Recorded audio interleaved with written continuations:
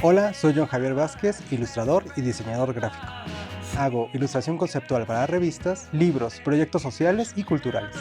A través de mi estudio lápiz, practico distintos procesos de creación por medio de talleres multidisciplinarios encaminados a generar condiciones de aprendizaje y colaboración. Llevo un registro de todo aquello que observo en mi interior y alrededor en mis cuadernos de dibujo. En ellos he podido crear universos que me han permitido explorar y coleccionar recursos gráficos y de conceptualización para aplicarlos a mis proyectos como ilustrador.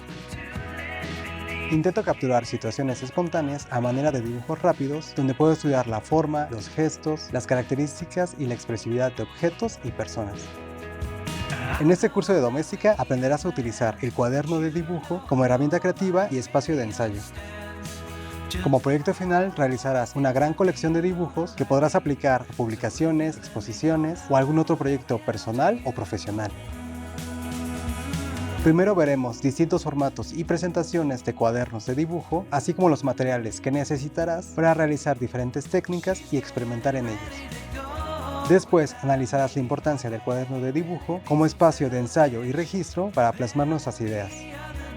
Te mostraré varios ejercicios de dibujo. Aprenderás a ilustrar por copia y apropiación y veremos las ventajas de llevar una lista de nuestros pensamientos y emociones.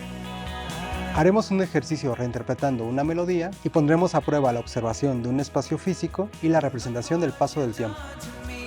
Para todo esto utilizaremos nuestra memoria, el lenguaje abstracto y el ingenio. Por último veremos los distintos usos que le podemos dar a estos contenidos. Aprenderás a compilar ideas y dibujos que existen dentro de tus cuadernos.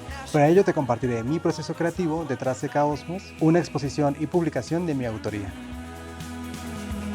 Al terminar este curso sabrás cómo crear contenidos en uno o varios cuadernos de dibujo. Los materiales que necesitarás son un cuaderno o varios, lápices de color, marcadores, tinta china, pinceles, hojas de colores o cualquier otro material que tengas a la mano. Este curso está dirigido a ilustradores y cualquier otra persona que esté en búsqueda de dinámicas que utilicen el dibujo como instrumento para liberar sus procesos creativos. Explora las ideas que surgen de tus cuadernos y permite que evolucionen para experimentar y ampliar tu lenguaje visual.